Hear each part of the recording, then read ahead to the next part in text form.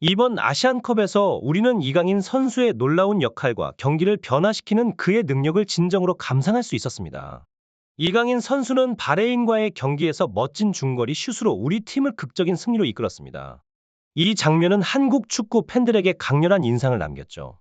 또한 말레이시아와의 경기에서도 이강인의 정교한 프리킥은 동점골을 성공시키며 그의 기량을 다시 한번 증명했습니다.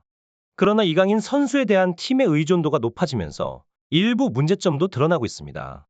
클린스만 감독은 이강인 선수의 재능을 최대한 활용하고자 하지만 이로 인해 팀 전체의 밸런스가 다소 불안정해질 수 있음을 우리는 목격하고 있습니다.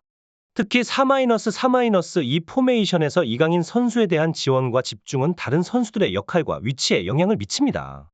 이강인이 공을 소유하고 있을 때 황인범 선수는 종종 그에게 가까이 다가가며 지원을 제공합니다. 이러한 전략은 이강인의 플레이를 강화시키는 것은 물론이고 상대 팀의 수비 집중을 분산시키는 역할을 합니다.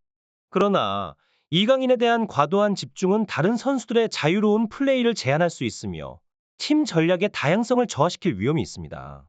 또한 이강인이 측면에서 볼을 잡았을 때 상대 수비가 그를 따라 움직이면서 중앙에 공간이 생기는데 이때 황인범이나 서령우 같은 선수들이 그 공간을 활용하여 공격 기회를 창출할 수 있습니다. 이강인이 중앙으로 침투할 때는 김태환 선수가 측면 공간을 활용하여 공격에 가담하는 전략도 종종 사용됩니다.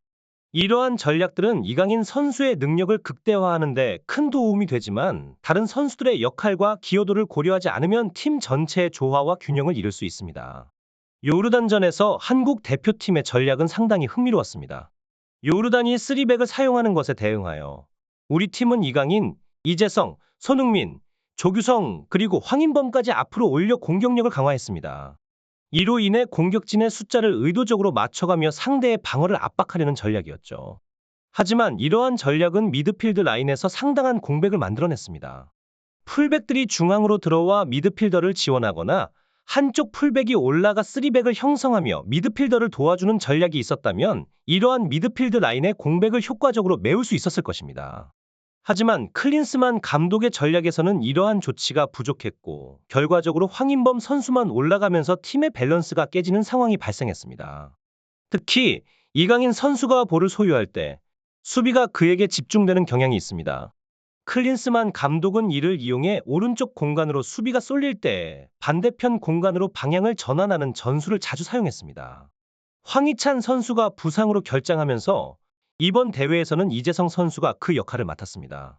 황희찬 선수가 있었다면 그의 저돌적인 움직임과 득점력으로 상대 수비와 맞붙어 상황을 만들 수 있었겠지만 이재성 선수는 황희찬 선수와는 다른 스타일의 플레이를 선보입니다. 이재성 선수는 황희찬 선수만큼의 저돌적인 돌파나 드리블 능력은 아니지만 그의 기술과 전술적 이해는 팀에 중요한 역할을 합니다. 그러나 황희찬 선수의 공격적인 특성과 비교할 때 이재성 선수는 득점 창출 면에서 조금 더 제한적일 수 있습니다. 클린스만 감독의 전략에 있어서 한 가지 눈에 띄는 점은 이강인 선수에 대한 과도한 집중입니다. 황희찬 선수가 부재한 상황에서도 클린스만 감독은 이재성 선수를 왼쪽에 기용하여 황희찬과 유사한 역할을 수행하도록 시도했으나 이재성 선수는 황희찬 선수와는 다른 스타일의 선수입니다. 이강인 선수를 왼쪽에 배치하고 손흥민 선수를 측면에 두는 전략은 반대편에서 넓은 공간을 활용하는 데 있어 한계가 있었습니다. 공격의 방향성이 오른쪽으로 쏠리는 현상은 팀의 전체적인 밸런스에 영향을 미쳤습니다.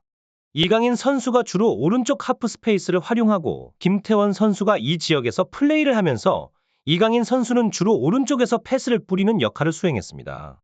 이로 인해 상대 수비는 당연히 이쪽으로 밀집하게 되었죠.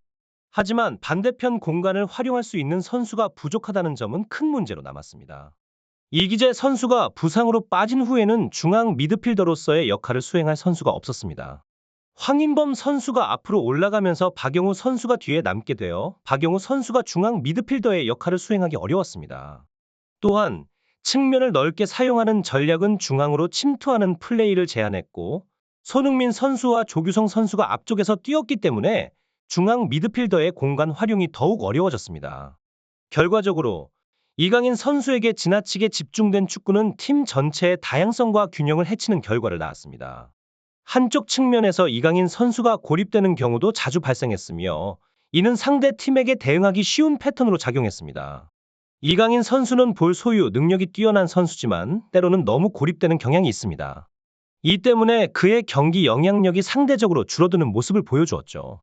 상대 팀들은 이강인 선수가 공격의 시작점이라는 것을 알고 있으며 이를 견제하고 나섭니다.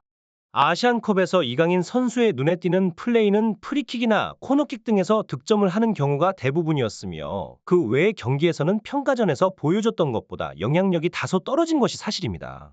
이강인 선수가 슈퍼컵에서 MVP를 받고 우승컵을 들어 올린 것을 고려하면 그의 개인적인 폼이 떨어진 것이라고 보기는 어렵습니다. 그가 대표팀에 합류한 후 아시안컵에서 보여준 약간의 답답함은 그에게 부여된 역할의 과중 때문일 가능성이 큽니다.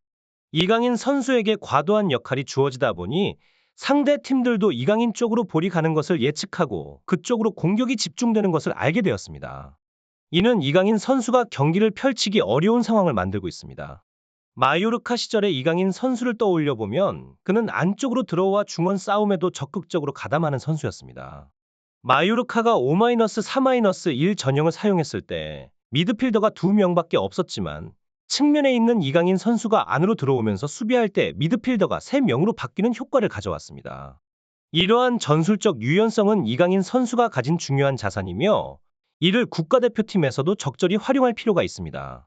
마요르카에서의 이강인 선수는 팀이 비록 약체임에도 불구하고 중원에서의 활약을 통해 큰 영향력을 발휘했습니다. 그는 중앙에서 측면으로 이동하는 유동적인 움직임으로 중원 싸움에서 밀리지 않고 공격에서도 측면 지역에서 중요한 역할을 수행했습니다. 그러나 클린스만 감독 하에서 이강인 선수는 주로 한 측면에 위치시켜져 중원에서 보여주던 영향력이 상당히 감소한 것을 볼 수 있습니다. 파리 생제르맹에서의 이강인은 중원에서의 싸움 능력과 볼을 풀어주는 능력이 뛰어났습니다. 그는 오른쪽에 배치될 때도 있었지만 미드필더로서 또는 때로는 약간의 제로톱처럼 배치되면서 중원에서 활약했습니다. 현재 한국 대표팀의 미드필더 라인의 간격 문제와 선수 부족이 지적되고 있지만 4-4-2 전형 자체가 문제라기보다는 이 전형을 사용하면서도 중원 싸움에서 밀리지 않는 전략을 갖추는 것이 중요합니다. 아스톤 빌라나 아틀레티코 마드리드와 같은 팀들은 4-3-2 전형을 사용하면서도 중원에서 강력한 모습을 보여주고 있습니다. 이강인 선수를 중앙에 배치하면 중원 싸움에서 이러한 문제가 발생할 이유가 없습니다. 마요르카와 파리 생제르맹 모두 이강인 선수를 중원에서 활용했는데 이는 이강인이 중원에서도 뛰어난 능력을 가진 선수임을 보여줍니다. 그러나 클린스만 감독은 이강인을 주로 측면에 한정지어 사용하고 있어 이강인의 다재다능한 재능을 충분히 발휘하지 못하고 있다는 지적이 있습니다. 이강인의 능력을 극대화하기 위해서는 그의 다양한 재능을 활용하는 전략이 필요합니다. 이는 단순히 한쪽 측면에서의 활약에 국한되지 않고 중원에서의 역할을 포함한 다방면에서의 기여를 의미합니다.